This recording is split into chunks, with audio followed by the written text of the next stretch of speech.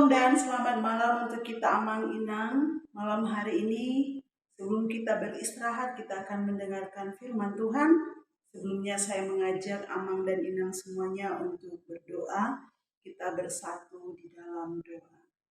Damai sejahtera Allah yang melampaui segala akal dan pikiran, itulah yang memelihara hati dan pikiranmu di dalam Kristus Yesus.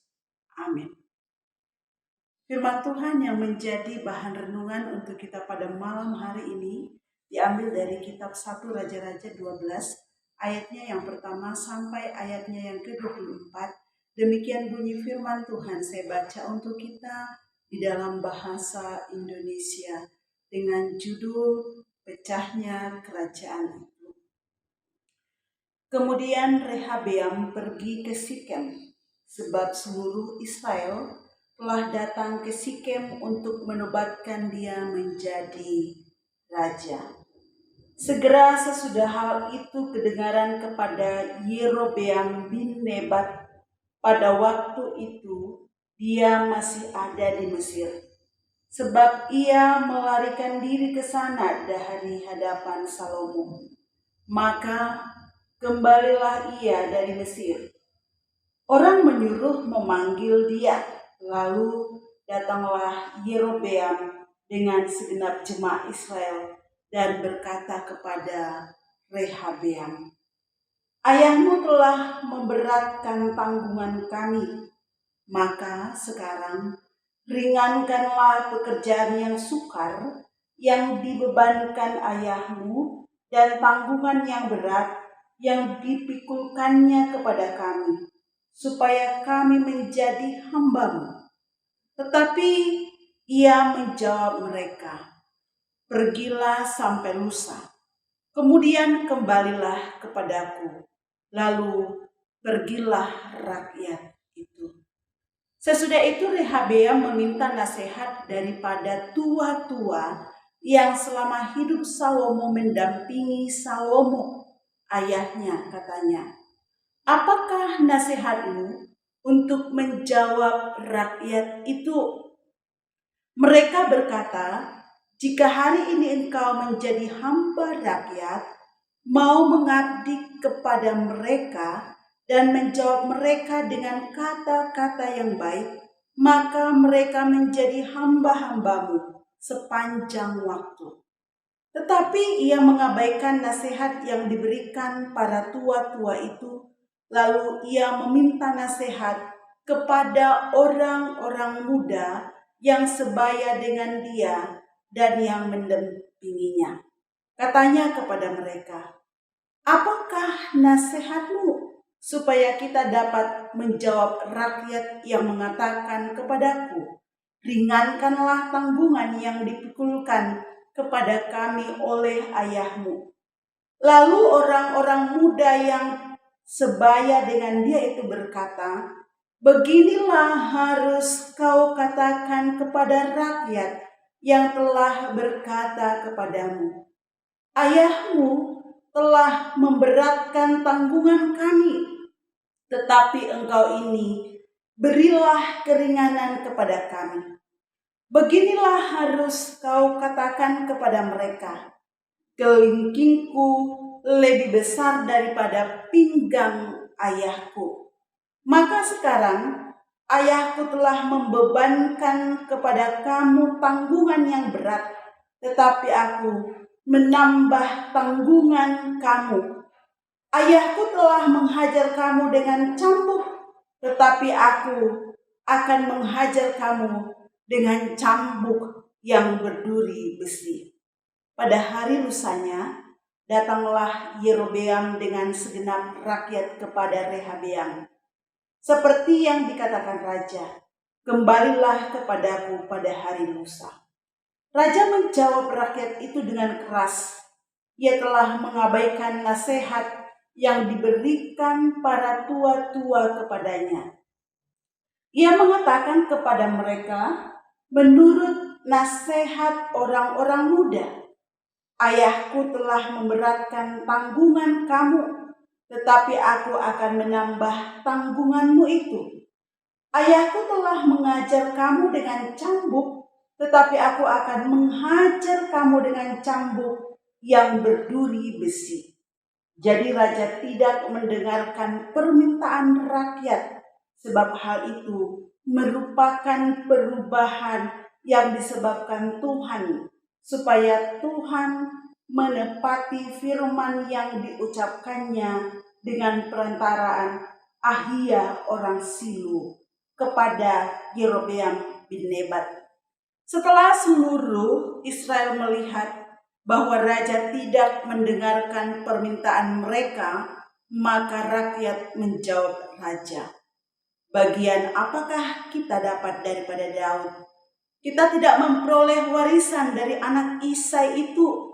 Ke kemahmu, hai orang Israel, uruslah sekarang rumahmu sendiri, hai Daud." Maka pergilah orang Israel ke kemahnya, sehingga Rehabeam menjadi raja hanya atas orang Israel yang diam di kota-kota Yehuda. Kemudian Raja Rehabeam mengutus Adoram yang menjadi kepala Rodi. Tetapi seluruh Israel melontari dia dengan batu sehingga mati. Bahkan Raja Rehabeam hampir-hampir tidak dapat menaiki keretanya untuk melarikan diri ke Yerusalem. Demikian mulanya orang Israel memberontak terhadap keluarga Daud sampai hari ini. Segera sesudah seluruh Israel mendengar bahwa Yerobeam sudah pulang, maka mereka menyuruh memanggil dia ke pertemuan jemaah. Lalu mereka menobatkan dia menjadi raja atas seluruh Israel. Tidak ada lagi yang mengikuti keluarga Daud selain dari suku Yehuda saja. Ketika Rehabeam datang ke Yerusalem, ia mengumpulkan segenap kaum Yehuda dan suku Benyamin, 180.000 teruna yang sanggup berperang untuk memerangi kaum Israel, dengan maksud mengembalikan kerajaan itu kepada Rehabeam anak Salomo. Tetapi datanglah firman Allah kepada Semaya, abdi Allah, demikian: "Katakanlah kepada Rehabeam anak Salomo raja Yehuda, dan kepada segenap kaum Yehuda dan Benyamin, dan kepada selebihnya dari bangsa itu, beginilah firman Tuhan: Janganlah kamu maju dan janganlah kamu berperang melawan saudara-saudaramu, orang Israel. Pulanglah masing-masing ke rumahnya, sebab akulah yang menyebabkan hal ini terjadi." Maka mereka mendengarkan firman Tuhan, dan pergilah mereka pulang sesuai dengan firman Tuhan itu. Sedemikian jauh pembacaan firman Tuhan. Amang inang yang dikasihi di dalam nama Tuhan Yesus Kristus. Tema untuk kita pada malam hari ini adalah keputusan berdasarkan kehendak Tuhan. Salah satu aset yang harus dimiliki seorang pemimpin adalah kecakapan dalam memutuskan masalah dan mengambil keputusan. Sekali lagi, salah satu aset yang harus dimiliki seorang pemimpin adalah kecakapan dalam memecahkan masalah dan mengambil keputusan. Dan kunci supaya kecakapan mengambil keputusan dimiliki oleh seorang pemimpin adalah memiliki self-awareness, yakni pemahaman terhadap diri sendiri. Self-awareness sekali lagi adalah pemahaman terhadap diri sendiri. Dengan memahami diri sendiri, apa yang menjadi kelebihan, apa yang menjadi kelemahan, Apa yang menjadi nilai-nilai yang dianut dalam diri sendiri maupun motivasi dirinya. Siapa dia? Apakah dia seorang pemimpin? Apa tujuannya menjadi seorang pemimpin? Maka baginya akan mudah untuk mengambil keputusan dalam berbagai-bagai persoalan yang ada. Pembacaan firman Tuhan pada malam ini dimulai dengan pengangkatan Rehabeam menjadi raja keempat untuk bangsa Israel. Sayangnya Manginang, baru saja dia diangkat menjadi pemimpin, ia sudah salah dalam pengambilan keputusan. Dan kesalahan itu berdampak kepada pecahnya kerajaan Israel menjadi dua bagian, yakni Israel Utara dan Israel Selatan. Israel Utara dipimpin oleh Yerobeam dan terdiri dari 10 suku, dan Israel Selatan dipimpin oleh Rehabeam yang terdiri dari 2 suku. Masalah yang dihadapi oleh Rehabeam adalah kehadiran rakyat yang meminta keinginan supaya beban mereka diringankan. Kalau kita memperhatikan di ayat yang keempat, Amang Inang, di sana dikatakan Yerobeam memimpin rakyat untuk datang kepada Rehabeam. Mereka menyebut, ayahmu telah memberatkan tanggungan kami, maka sekarang ringankanlah pekerjaan yang sukar yang dibebankan ayahmu dan tanggungan yang berat yang dipikulkannya kepada kami, supaya kami menjadi hambamu. Di sini Amanginang kita melihat kedatangan rakyat yang diwakilkan kepada Yerobeam adalah meminta keringanan kepada raja yang baru saja diangkat itu, yakni yang bernama Rehabeam.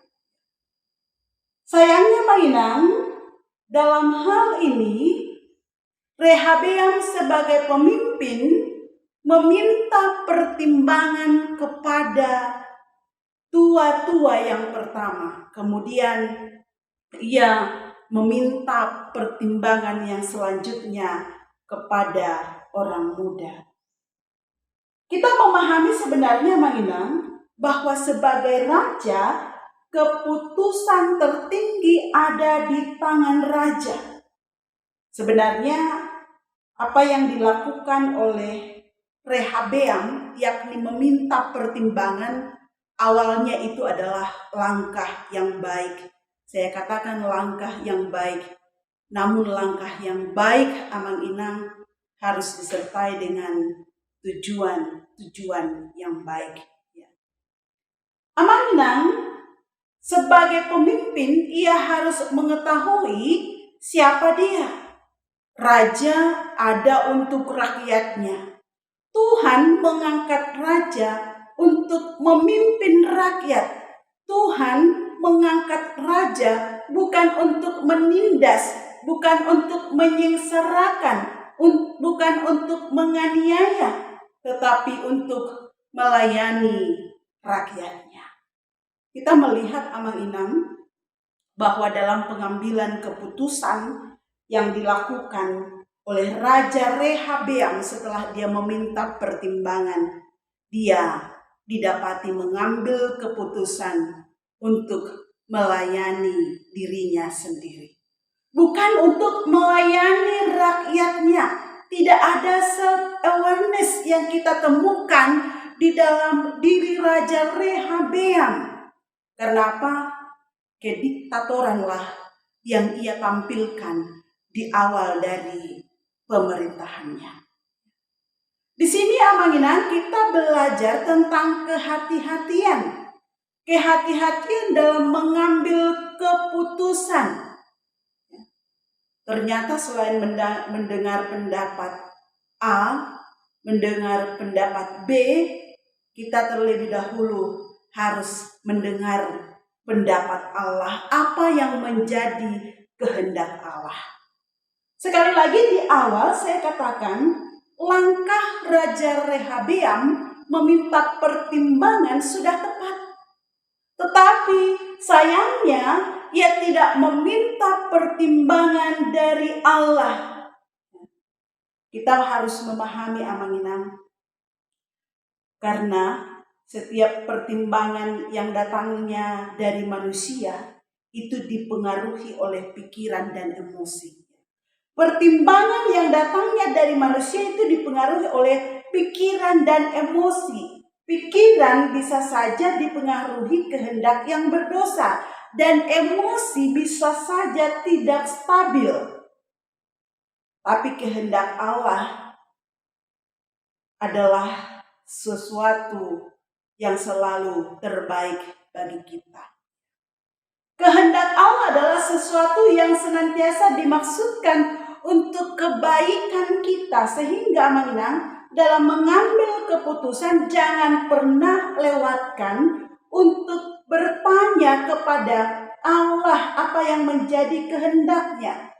Mari kita bandingkan hal ini dengan Yeremia 29 ayat ke-11 Amanginang. Di sana dikatakan bahwa rancangan Allah bagi manusia adalah rancangan damai sejahtera dan masa depan yang penuh dengan pengharapan. Hal ini mau mengingatkan kepada kita Amanginang, betapa kita harus dalam pengambilan keputusan-keputusan kita meminta pertimbangan kepada Allah, bukan kepada manusia. Dan sebaiknya Amanginang, keputusan itu berdasarkan keputusan Allah dalam kehidupan kita. Kelemahan Rehabeam, ia meminta pertimbangan manusia dan tidak datang kepada Allah. Maka Amanginang, nasihat dari firman Tuhan ini pada malam hari ini adalah mintalah pertimbangan untuk mengambil keputusan kepada Allah. Mintalah pertimbangan kepada Allah untuk mengambil keputusan. Sebab sekali lagi, keputusan Allah tidak pernah salah dalam kehidupan kita. Yang kedua untuk kita renungkan Amanginang adalah perlu kita pahami bahwa kehendak Tuhan bagi bangsa Israel sangat jelas, yakni supaya bangsa itu hidup taat kepada Tuhan. Kalau kita memperhatikan Amanginang di kitab 2 Raja-Raja 18 ayat 3, di sana dikatakan bahwa Raja Hizkia melakukan yang benar di mata Tuhan, menjauhkan bukit-bukit pemberhalaan dan percaya kepada Tuhan. 1 Raja-Raja 18 ayat 5. Kehendak Tuhan atas hidup kita adalah hidup seperti Raja Hizkia, yakni yang hanya mempercayai Tuhan saja, menjauhkan penyembahan-penyembahan berhala, menjauhkan tindakan-tindakan kekerasan, kelaliman, penganiayaan. Ini yang dikehendaki oleh Allah dalam kehidupan kita. Akan tetapi Amanginang, kerap kali apa yang dikehendaki oleh Allah berbeda dengan apa yang dikehendaki oleh manusia. Yang dikehendaki manusia Amanginang adalah bagaimana supaya ia terlihat ternama seperti Raja Rehabeam yang kita saksikan dalam pasal ini. Itulah sebabnya Tuhan membiarkan bangsa itu pecah. Jadi harus kita pahami Amanginang, bukan berarti Allah tidak bisa memberikan solusi pada setiap situasi sulit yang dihadapi oleh bangsa Israel ketika itu. Tetapi Tuhan mengizinkan bangsa itu terpecah menjadi dua sebagai sebuah bentuk pembelajaran, pendisiplinan rohani bagi bangsa Israel. Supaya apa? Supaya bangsa itu hidup sesuai dengan kehendak Allah. Apa yang dinubuatkan oleh Ahia kepada bangsa Israel kini menjadi nyata amang inang. Ya. Bangsa itu akan mengalami perpecahan, tetapi di kemudian Allah kembali akan menyatukan mereka. Oleh karena itu amang inang, sekali lagi firman Tuhan pada malam hari ini mengingatkan kepada kita, ketika kita mengambil keputusan di dalam kehidupan kita, supaya keputusan itu tidak mendatangkan resiko yang berpotensi merusak kehidupan kita, maka amang inang berdoalah, mintalah supaya Tuhan memberikan hikmat kepada kita dalam setiap pengambilan keputusan dalam hidup kita. Amin. Yang berbahagia adalah kita yang mendengarkan, merenungkan, melakukan firman Tuhan dalam kehidupan kita masing-masing. Amin. Kita bersatu di dalam doa. Bapa yang maha baik, kami bersyukur untuk firman-Mu yang kami dengarkan pada malam hari ini.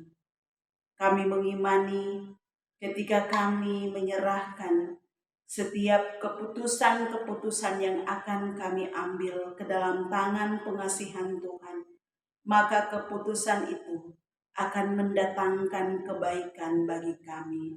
Terima kasih Bapa, karena sebelum kami beristirahat, Tuhan telah menyemaikan firman Tuhan di dalam hidup kami. Dan kami meyakini oleh Roh Tuhan, firman ini akan berbuah dalam hidup kami. Dalam nama Tuhan Yesus, kami berdoa dan mengucap syukur. Amin.